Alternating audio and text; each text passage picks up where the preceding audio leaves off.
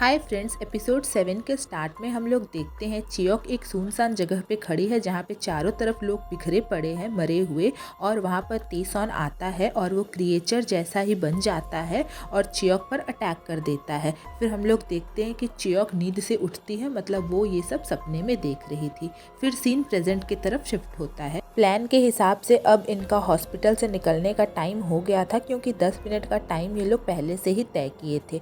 और वो लोग ऊपर से एक रस्सी फेंकते हैं और उस रस्सी के सहारे सब लोग नीचे उतरने लगते हैं एक एक करके। और हॉस्पिटल में तो जोरों शोरों से सर्चिंग स्टार्ट थी और डिसाइड होता है कि सारी लेडीज पहले उतरेगी। चियोक जाकर गेट पर पहरा देने लगती है और तेसंग आकर कहता है तुम जाओ लेडीज को उतारने में हेल्प करो, यहाँ तो हम लोग देख लेंगे। तो चियोक कहती तुम मेरे बारे में आजकल बड़ा सोचते हो, कहीं तुम मुझसे प्यार तो नहीं करने लगे ना।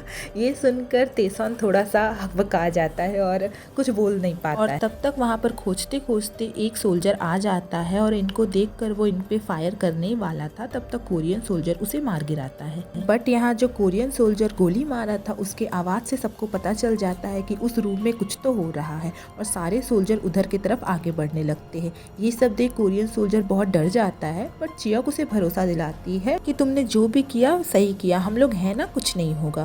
फिर तेसॉन रूम के पास एक बैरियर बनाकर बहुत सारा सामान रख देता है और उसके पीछे छिप के तीनों बैठ जाते हैं और उधर से भी सारे सोल्जर आकर अटैक करना स्टार्ट कर देते हैं, गोली चलाते हैं और इधर से ये लोग भी गोली चलाते हैं, जिसमें बहुत सारे सोल्जर उन लोगों के मारे जाते हैं। बट इसी लड़ाई में उस जेसन सोल्जर को एक गोली उसके पेट में लग जाता है और फिर वो वहीं पे दम तोड़ देता है। और वो चियोक को एक लॉकेट देता है और कहता है ये मेरी माँ को दे देना, जिसमें उसका एड्रेस था। और ये भी कहता है कि मेरी माँ से कह देना मैं उनको बहुत मिस करता हूँ। इधर कमिश्नर इशिकावा पूछते हैं इचिरो से कि इस हॉस्पिटल में चल क्या रहा है। इचिरो कहता है ये तो आपको ऊपर गवर्नर से पूछना पड़ेगा, बट इतना जान लो कि यहाँ से कोई भी जेसन अपने पैरों से चलकर बाहर नहीं जा सकता है। जेसन सोल्जर को मरता देख चियोक और तेसॉन एकदम टूट चुके थे। तब तक वहाँ पे कॉमरेड ली आता है और कहता है सब लोग नीचे वहाँ निकल गए हैं, आप लोग को भी चलकर नीचे उतरना चाहिए। चियोक जाती है और खिड़की से नीचे उतर जाती है। कॉमरेड ली कहता है तेसॉन को अब आप उतरिए, तो तेसॉन कहता है नहीं तुम जाओ, क्योंकि किसी को यहाँ पर भी तो रहना पड़ेगा। और वह चला जाता है कॉमरेड ली, बट तेसॉन वहीं पर रह जाता है। नीचे जाकर सब लोग इंतजार करने लगते हैं तो कॉमरेड ली बताता है कि तेसॉन नहीं आ रहे हैं। तब तक हम लोग देखते हैं कि वो रस्सी फेंक कर खिड़की बंद कर लेते हैं। चियोक कहती है कि हम लोग बिना तेसॉन को लिए हॉस्पिटल से कैसे निकल सकते हैं, बट इन लोग का पहले से ही डिसाइड था 10 मिनट का टाइम। इस वजह से सब लोग वहाँ पर गप्योंग की गाड़ी में जाकर बैठते हैं और वहाँ से निकल जाते हैं। गप्योंग जब देखता है कि उसका मालिक नहीं आया है तो वो बहुत उदास होता है और रोने लगता है। फिर हम देखते हैं कि इशिकावा की भी सारी गाड़ियाँ एक एक करके उस हॉस्पिटल से निकलना स्टार्ट कर देती है। और इधर तेसॉन सोल्जर को रोकने के लिए लगातार फायरिंग किया जा रहा था, बट वो एक टाइम पर देखता है कि उसकी सारी गोली खत्म हो गई है और वो काफी घायल भी हो गया था, इसलिए वो छुपने के लिए वेंट में चला जाता है। बट वहाँ पर सोल्जर आता है और देख लेता है कि कोई तो वेंट में छुपा हुआ है और वो सारे सोल्जर को कहता है कि ढूंढो। और वो लोग तेसॉन को देख लेते हैं और वेंट में ही सारे सोल्जर घुसकर फायरिंग स्टार्ट कर देते हैं।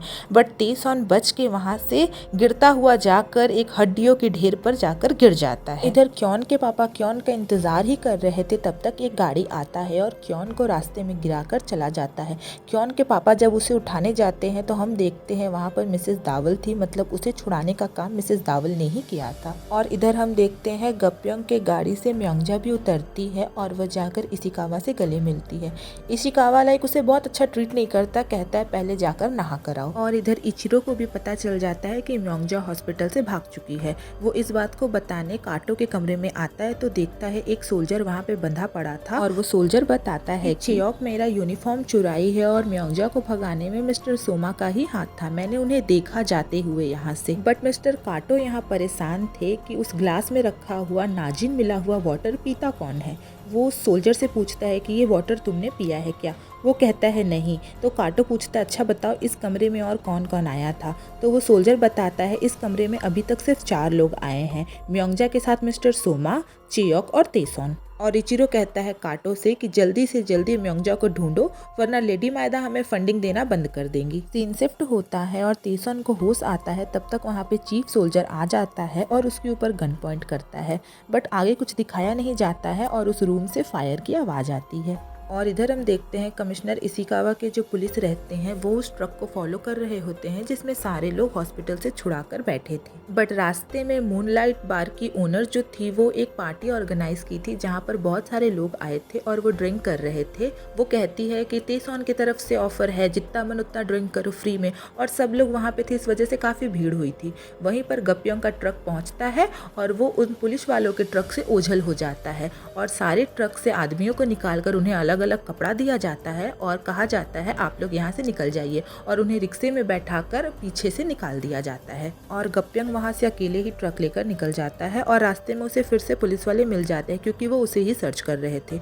और पुलिस उससे स्टार्ट कर देती है पूछना कि बताओ सारे लोग कहाँ हैं। तो गप्यंग कहता है और कैसे सारे लोग, सिर्फ ट्रक में म्योंगजा ही थी और मैंने म्योंगजा को कमिश्नर इशिकावा को सौंप दिया है, ये तो आप लोगों ने भी देखा है, फिर आप लोग हमारा पीछा क्यों कर रहे हैं। बट पुलिस वाले ट्रक पर गोली चलाते हैं और जाकर देखते हैं तो पता चलता है उन्हें कि ट्रक में सच में कोई नहीं है। फिर वो गप्यंग को पकड़ लेते हैं और वहाँ पर लाठीचार्ज करना स्टार्ट कर देते हैं जहाँ पर पार्टी हो रहा था। और मूनलाइट बार की जो ओनर रहती है उसे भी अरेस्ट कर लेते हैं और वहाँ पर बहुत सारे जेसन को भी अरेस्ट करते हैं।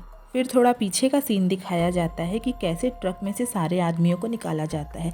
एक्चुअली सारा प्लान जो था वो जानते सॉन का था। वो पहले ही मिसेस दावल को बता दिया था चिट्ठी में लिख कर कि ऐसे ऐसे करना है, कमिश्नर इशिकावा के बहाने सारे आदमियों को निकालना है जेल से, क्योंकि उसे म्योंगजा किसी भी हाल पर चाहिए थी। और वो बार ओनर को भी रास्ते पर इसीलिए भीड़ फैलाने बोलता है ताकि उसी बहाने ट्रक से सारे आदमी निकल पाएँ और सेफली अपने अपने जगह पर पहुँच पाएँ पीछे के रास्ता से, और पुलिस वाले इसे देख भी ना पाए। और कॉमरेड ली कहता है अच्छा बताइए तो सब ये जानते सॉन का ही प्लान था ना। तो मिसेस दावल कहती है ये तो मैं आपको बाद में बताऊंगी, बट ग्योंगसोंग में किसी को कुछ भी चाहिए तो उसे हमारे मालिक से ही मिलना पड़ेगा क्योंकि उनकी पहुंच बहुत बड़ी है। और इधर देखते हैं चेयोक जाते रहती है रिक्शे से और वो बहुत उदास रहती है। अपने पापा से पूछती है क्या वो जिंदा होगा। इधर लेडी मायदा के पास उसकी मेड आती है और उसे संदेश देती है कि कमिश्नर इशिकावा बोले हैं कि आज रात वो घर नहीं आ पाएंगे।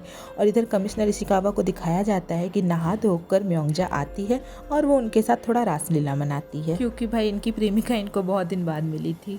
और इधर लेडी मायदा के पास इचिरो आता है और उसको सॉरी बोलता है और बताता है कि बट जो हम लोग सेशन पे एक्सपेरिमेंट किया था वो एक्सपेरिमेंट सफल हो गया है। और उसे वो चेयोक की माँ की फ़ोटो दिखाते हैं और कहता है कि ये एक्सपेरिमेंट में हम लोग एकदम सफल हैं। और हमें दिखाया जाता है फिर शेशिन को उसके ऊपर कंटिन्यू नाइट्रोजन गैस छोड़ा जा रहा था ताकि वो बेहोश रह पाए। और एक सोल्जर आकर काटो से पूछता है कि और हमें कितनी नाइट्रोजन देनी पड़ेगी, बट काटो का तो सिर्फ एक ही जगह दिमाग अटका था कि वो नाजिन या फिर सीरम पिया किसने। और हम इधर देखते हैं तेसॉन ने उस सोल्जर को मार दिया था और वो बहुत ही ज़्यादा घायल था, फिर भी जैसे तैसे वहाँ से निकलता है। और इधर सीन में दिखाया जाता है म्योंगजा कमिश्नर के साथ सोई थी और उसके स्किन के अंदर एक छोटा सा वॉर्म चल रहा था जो उस नाजिन के अंदर वो लोग डालते हैं। इसका मतलब नाजिन ये म्योंगजा ही पी थी। और यहीं पर ये एपिसोड एंड हो जाता है।